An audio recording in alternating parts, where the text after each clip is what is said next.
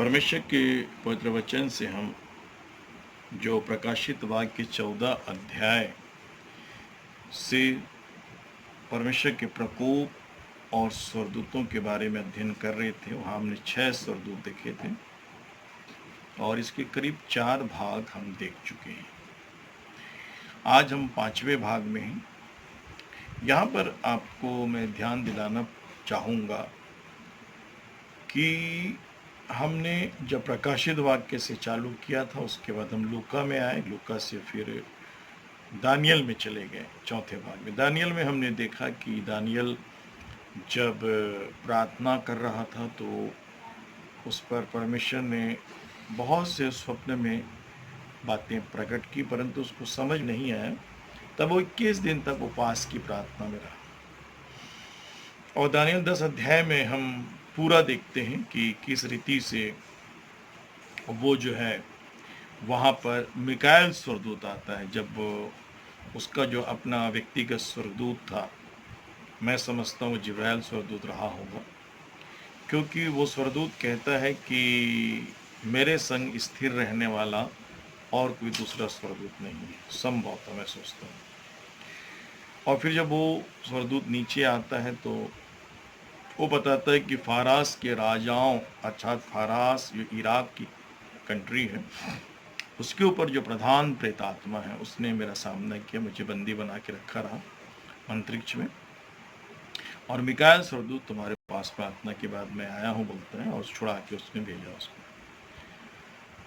वापस बोलता है मैं जाऊंगा तो यूनान का राजा आएगा। यूनान जो क्षेत्र है, यूरोपियन जो कंट्रियां हैं, जिसमें ऑस्ट्रेलिया है, ब्रिटेन है, इटली है, बेल्जियम है, स्विट्जरलैंड है, स्वीडन है, फ्रांस है, बहुत सी जो कंट्रियां हैं जो यूरोपियन कंट्री कहलाती हैं, इनके ऊपर एक प्रधान प्रेतात्मा है, वो मेरा सामना करने आएगा। तब मिकाएल स्वर्गदूत मुझे स्वर्ग जाने में मदद करेगा।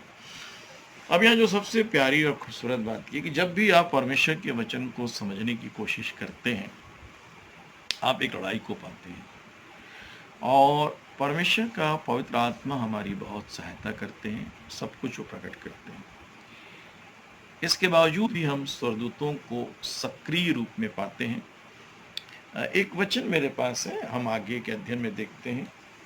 दानियल की किताब उसका 8वां अध्याय और हम 15 पद को पढ़ेंगे। यह बात दर्शन में देखकर मैं दानियल इसके समझने का यत्न करने लगा। इतने में पुरुष का रूप धरे हुए कोई मेरे सम्मुख खड़ा हुआ देख पड़ा। तब मुझे उल्लै नदी के बीच से एक मनुष्य का शब्द सुन पड़ा, जो पुकार कर कहता था, हे जिब्राइल, उस जन को उसकी देखी हुई बातें समझा दे। तब जहाँ मैं खड़ा था वहाँ वह मेरे निकट आया और उसके आते ही मैं घबरा गया और मुंह के बल गिर पड़ा। तब उसने मुझसे कहा, हे मनुष्य के संतान, उन देखी हुई बातों को समझ ले, क्योंकि उनका अंत ही के समय में फलेगा। यहाँ पर हम देखते हैं कि जिब्राइल स्वर्गदूत को प्रभु यीशु की तरफ से मैसेज मिलता है कि उसको समझा दे, और वो कहता है जो मैं तुझे समझा रहा हूँ उसका जो अर्थ है अंत के समय फलेगा। और उसके बाद हम देखते हैं 19 पद से पढ़ेंगे।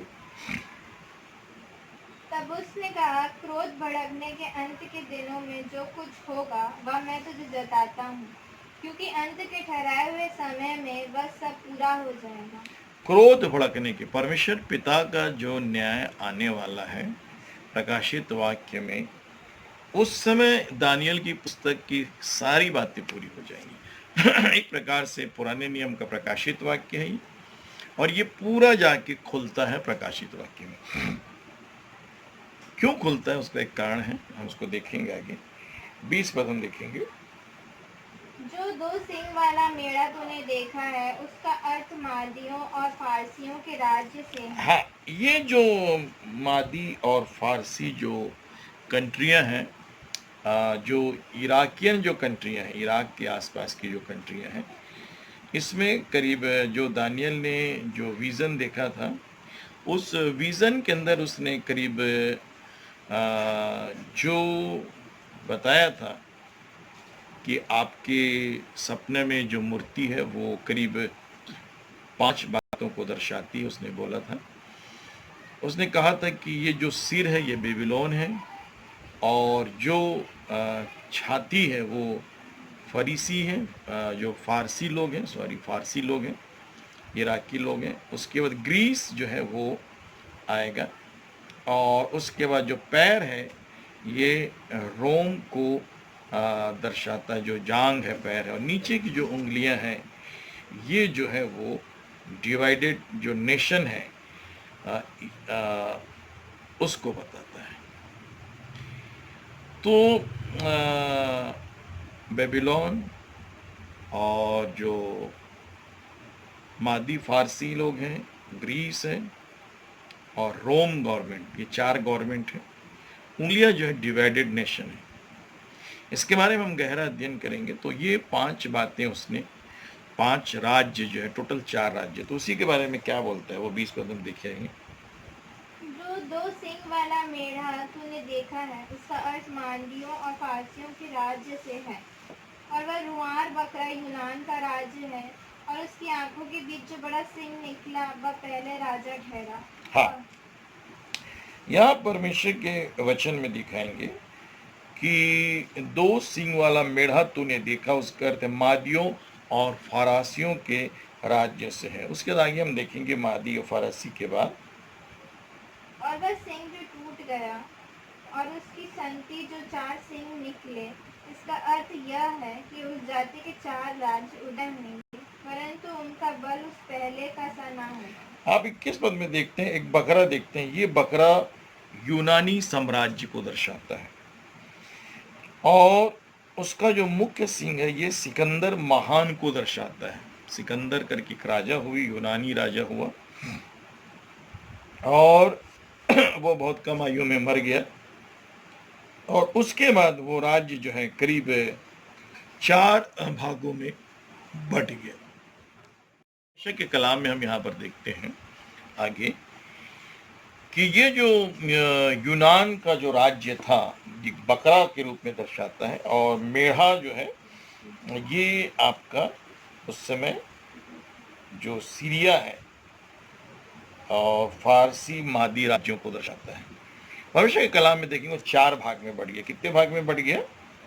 4 भाग में क्या हो गया? बढ़ गया। हम पढ़ेंगे 22 पद को।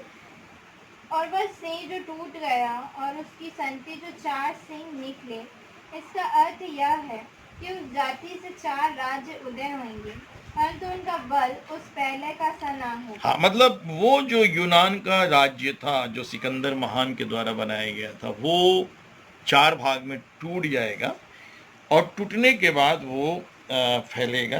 कलाम में अगर आप देखेंगे तो इसमें से एक सिंह निकला, एक छोटा सा आरंभ हुआ जो एंटीओक्स एपिफेन का प्रतीक है, और ये ईसवी सन 168 साल पूर्व की घटना है। और यहाँ पर जो है उनके मंदिरों में सूरों का बलिदान किया जाता था। आगे हम पढ़ेंगे।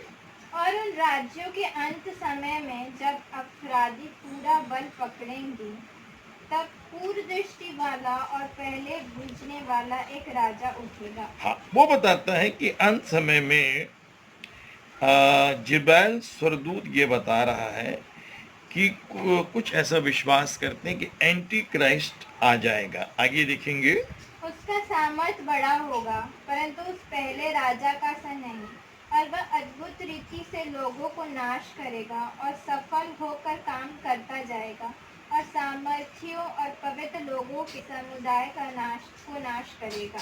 हाँ, ये जो है परमेश्वर के कलाम के अंदर आप पाएंगे, इस बात को देखेंगे। कूर दृष्टि वाला जो राजा है वो आन करके दे स्तुति। परमेश्वर के वचन के अंदर जब आप पाते हैं तो आप देखेंगे जो हमने अभी पढ़ा कि सिकंदर के बाद जो आपके 4 भाग में उसका जो यूनानी कंट्री जो बचा, बटने के बाद उसमें से एक जो है एक काफ़ी शक्तिशाली राजा उत्पन्न हुआ, और विद्वानों का ऐसा मत है कि उस समय एंटीओक्स एपिफेन नाम का एक मसीह विरोधी के समान अत्यंत क्रूर दृष्टि वाला राजा उत्पन्न हुआ, जो अत्यंत क्रूर था, उसी के समान था। और उसके बाद परमेश्वर के वचन में आप आगे देखेंगे तो आप पाएंगे 25 पद से हम देखते हैं, उसकी चतुराई के कारण उसका छल सफल होगा और वह मन में फूल कर निडर रहते हुए बहुत लोगों को नाश करेगा। वह सब हाकिमों के हाकिम के विरुद्ध भी खड़ा होगा, परंतु अंत को वह किसी के हाथ से बिना मार खाए टूट जाएगा। हाँ, तो हम यहाँ पर इस बात को पाते हैं कि किस रीति से उसका अंत होगा। 26 पद भी देखते हैं, सांझ और सवेरे के विषय में जो कुछ तूने देखा और सुना है वह सच है, परंतु जो कुछ तूने दर्शन में देखा है उसे बंद रख, क्योंकि वह बहुत दिनों के बाद फैलेगा। हाँ, परमेश्वर के वचन के अंदर हम इस बात को पाते हैं कि वो बार बार इस बात को बोल रहा है कि अंत के दिनों में ये फलेगा, अंत के दिनों में ये घटनाएं घटेंगी। 27 पद भी हम देखते हैं, तब मुझ दानियल को बल जाता रहा और मैं कुछ दिन तक बीमार पड़ा रहा। तब मैं उठकर राजा का काम काज फिर करने लगा, परंतु जो कुछ मैंने देखा था उससे मैं चकित रहा, क्योंकि उसका कोई समझने वाला न उसका कोई समझाने वाला न था। परमेश्वर के वचन में दानियल की पुस्तक प्रकाशित वाक्यों को आप जरूर पढ़ते रहिए। दानियल की पुस्तक जो है वो पूरी वही घटना है जो प्रकाशित वाक्य में लिखी है। जिस रीति से 8 राजा डेविल के हैं, और जिसमें बेबीलोन का राज्य है, मिस्र का राज्य है, इस्रिया का राज्य है, सीरिया का राज्य है, और आपका ग्रीस हुआ, रोम हुआ, यूनानी गवर्नमेंट आई, और उसके बाद अंत में एंटीक्राइस्ट आएगा। तो टोटल कुछ 8 उसके हैं, हम इसके बारे में डिटेल में देखेंगे। लेकिन दानियल और प्रकाशित में अंतर ये है कि इन सारी बातों को पूरी रीति से ओपन करने का अधिकार जिब्राइल के पास नहीं था, ये प्रभु यीशु मसीह के पास था। अगर प्रकाशित वाक्य के 5 अध्याय को पढ़ेंगे तो प्रभु यीशु मसीह ने मोहरे खोली, और जब तक वो मोहरे नहीं खुली तब तक जो है परमेश्वर के वचन में हम यहाँ पर देखेंगे दानियल की किताब उसके 11 अध्याय में, और ये जो 11 अध्याय में एक भविष्यवाणी है जो एंटीओक्स एपिफेन यूनानी शासक की उत्पत्ति को दर्शाता है, जिसने परमेश्वर के मंदिर को अपवित्र किया। और फारास में 3 और राजा हुए, जो कॉम्बी इस 530 से लेकर 522 ईस्वी पूर्व में, उसके बाद सूडो इस्मद्रिस और गुमाटा 522 ईस्वी पूर्व तथा दारा राजा हुआ 522 से लेकर 486 86 ईस्वी पूर्व। चौथा जो राजा हुआ छैर्स हुआ। और आप दानियल की किताब में इन बातों को देखेंगे कि दारा राजा हुआ, छैर्स राजा हुआ, नबूकदनेस्सर राजा हुआ, मतलब जो बेबीलोन के बाद जो है उसके अंदर ये राजा होते चले गए। और यूनान से लड़ाई की इन्होंने। यूनान जो है उसके बारे में अगला राज्य के बारे में बताया गया है।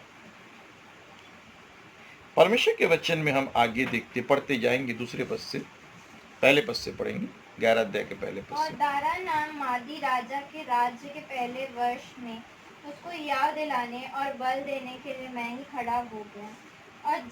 और अब मैं तुझको सच्ची बात बताता हूँ। देख, फारस के राज्य में अब 3 और राजा उठेंगे, और चौथा राजा उन सबों से अधिक धनी होगा। और जब वह धन के कारण सामर्थी होगा, तब सब लोगों को यूनान के राज्य के विरुद्ध उभारेगा।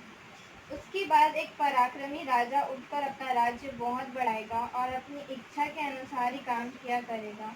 और जब वह बड़ा होगा तब उसका राज्य टूटेगा और चारों दिशाओं में बंटकर अलग अलग हो जाएगा। और ना तो उसके राज्य की शक्ति ज्यों की त्यों रहेगी, और ना उसके वंश को कुछ मिलेगा, क्योंकि उसका राज्य उखड़ कर उनकी अपेक्षा और लोगों को प्राप्त होगा। हाँ, दानियल को बहुत पहले ही बता दिया गया था ये सारी जो घटनाएं को आप देखते हैं। तो दानियल को बहुत पहले ही इसके बारे में जानकारी दे दी गई थी। और जैसे मैंने आपको फारस के 3 और राजा के बारे में बताया, यूनानी जो एंटिओकस एपीफेन करके एक राजा हुआ, उसके बाद मैंने आपको इसके बारे में बताया कॉम्बी इसिस करके राजा हुए, जो प्रभु के वचन में हमको लिखा हुआ मिलता है। और उसके बाद गुआ माटा, दारा राजा, छेर्स राजा, ये 4 राजा के बारे में है। और परमेश्वर के वचन को हम 5वें पद को पढ़ते हैं, 5वें पद को पढ़ेंगे। तब दक्षिण देश का राजा बल पकड़ेगा, परंतु उसका एक हाकिम उससे अधिक बल पकड़कर प्रभुता करेगा, यहाँ तक कि उसकी प्रभुता बड़ी हो जाएगी। हाँ, यहाँ पर जो दक्षिण देश का मतलब मिस्र का राजा टोलेमो के बारे में लिखा है। और टोलेमो जो सोतोर था 323 से लेकर 285 ईस्वी पूर्व, और उसका एक सेनानायक का जिक्र है, सिलुक्युस नेक्टर है, 311 से लेकर 280 ईसा पूर्व के बारे में हमें इसके बारे में जानकारी मिलती है। और एक बड़ा इंटरेस्टेड है कि एक खास पॉइंट मेरे ध्यान में आ रहा था कि कैसे स्वर्गदूत जो है बहुत सक्रिय हैं। हमारा उद्देश्य जो है वो स्वर्गदूतों का अध्ययन या स्वर्गदूतों के बारे में जानना ऐसा नहीं है, परंतु हम इस देखते हैं कि जो परमेश्वर के राज्य के अंदर जो काम परमेश्वर के सेवकों को दिया गया है वो जितना ईमानदारी से कर सके क्यों करें उतना अच्छा है, क्योंकि प्रकाशित वाक्य पहुंचते पहुंचते तक परमेश्वर के सेवकों का काम, चर्च का काम जो है पूरी रीति से बंद हो जाएगा।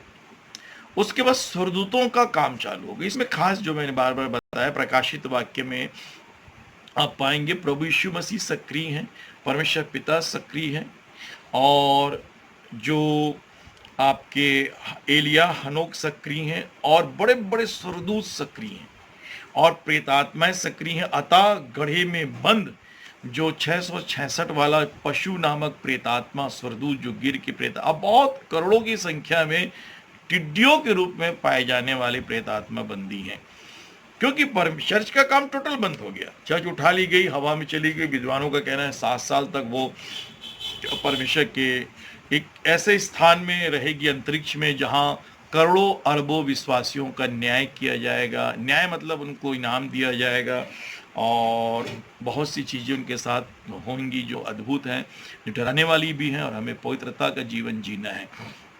उसमें एक खास मेरे माइंड में एक बात आ रही थी जो परमेश्वर के संतों के द्वारा ज़्यादा फोकस की गई है,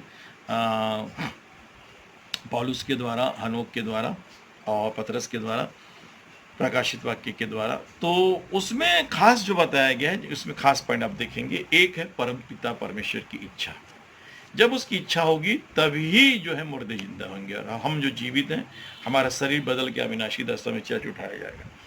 दूसरा है प्रभु यीशु मसीह का आगमन जो हवा में होगा, लिखा है शब्द सुनेंगे मुर्दे जिंदा हो जाए। और तीसरा है पवित्र आत्मा की सामर्थ्य में जिलाया जाए। 3 चीज हम देखते हैं, परमेश्वर पिता की इच्छा, प्रभु यीशु का शब्द, और पवित्र आत्मा की जो है सामर्थ्य। तो मैं चौथा पॉइंट और है, वो लिखा है मिकाएल स्वर्गदूत उठेगा, दानियल 12 में आप देखेंगे, और वो तुहरी फूकी जाएगी, अंतिम तुहरी जो है फूकी जाएगी, अब मुर्दे अविनाशी दशा में उठाए जाएंगे। देखिए कितना एक स्वर्गदूत उस समय सक्रिय है, मिकाएल स्वर्गदूत। दानियल 12 को अगर आप देखने की कोशिश करें, पढ़ दीजिए दानियल की किताब, उसका 12 अध्याय, उसका पहला पद पढ़ेंगे। उसी समय मिकाएल नाम बड़ा प्रधान, जो तेरे जाति भाइयों का पक्ष करने को खड़ा रहता है, वह उठेगा। तब ऐसे संकट का समय होगा जैसा किसी जाति के उत्पन्न होने के समय से लेकर